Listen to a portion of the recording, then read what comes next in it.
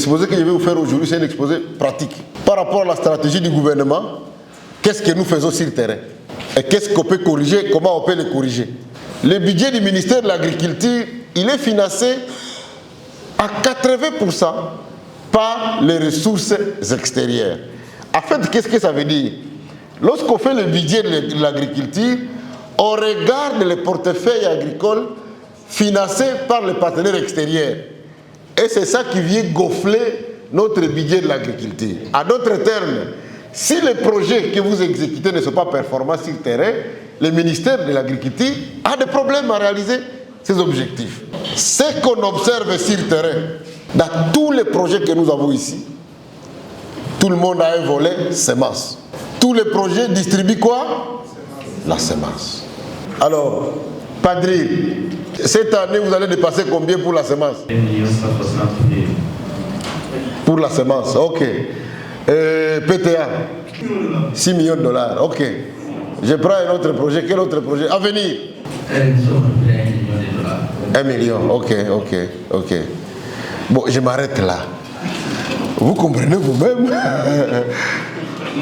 que nous avons un très bon paquet d'argent pour la semence, mais on n'a pas la semence. La vérité, c'est celle-là. Si nous prenons cet argent qu'on va dépasser cette année-là, de 10 millions, et que nous-mêmes on se dise, bon, ok, la saison prochaine, on va avoir notre propre semence. Est-ce que vous êtes sûr qu'on ne va pas avoir la semence la bonne? On va l'avoir. Donc, j'ai voulu vraiment faire un exposé pratique pour nous démontrer que quand on dit que nous dilapidons beaucoup de millions pour rien, c'est vrai, c'est pas faux. C'est pourquoi, dans notre plan, et nous le voulons qu'à partir de cette année, on commence à travailler de cette manière-là. Nous remettons en place les systèmes sémaciers. La vérité, c'est que nous avons beaucoup d'argent dans les projets, mais par des faiblesses de rédaction du projet et par l'approche, puisque c'est ça aussi que le chef de l'État a souligné dans son mot, nous sommes restés parmi les seuls pays au monde à garder encore l'approche projet. Les autres pays ont déjà refusé ça. Par exemple, ici, on peut se dire, nous avons un déficit de maïs. Est-ce que PNDA peut venir ici pour nous aider à régler les problèmes du maïs? Voici les plats que nous avons.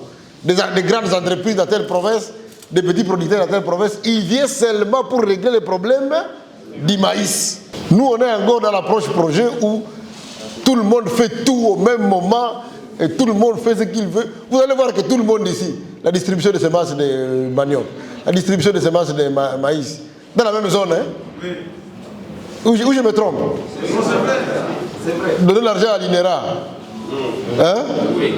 Les agri-multiplicateurs. Acheter des voitures. Et je me retrouve au Kasaï central aujourd'hui avec mon inspecteur provincial qui a déjà reçu des Jeeps de plus de 4 projets. Le premier est arrivé, Jeep. Deuxième projet, Jeep. Troisième projet, Jeep. Donc on fait la même chose aux mêmes endroits et avec les mêmes résultats. Donc c'était vraiment important qu'on se dise, cette approche ici va nous amener où?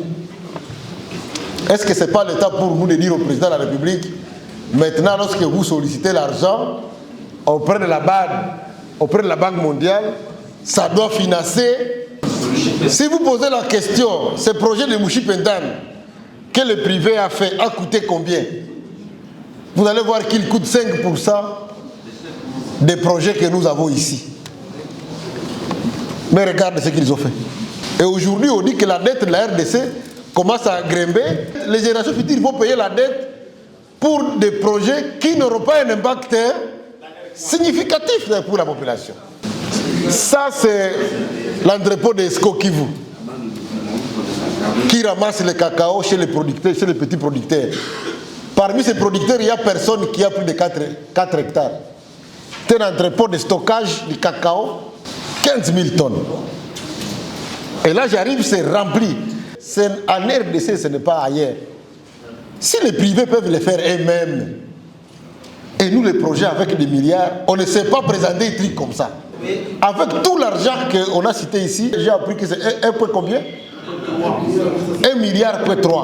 On n'a pas un seul projet qui est capable de présenter un résultat comme ça. On a beaucoup d'argent, on peut faire mieux. Essayons d'aller vers les résultats et de quitter la distraction en faisant quelque chose de mieux. Je crois que les recommandations qui vont sortir d'ici, comme je vous ai dit, au prochain Conseil des ministres, ça va être pris en compte et on va prendre de nouvelles orientations. S'il vous plaît, faisons du travail correctement. Le président de la République sera fier de nous et les ancêtres seront fiers de nous. Mais ne laissons pas de dettes aux générations futures pour l'argent qui n'a servi à rien.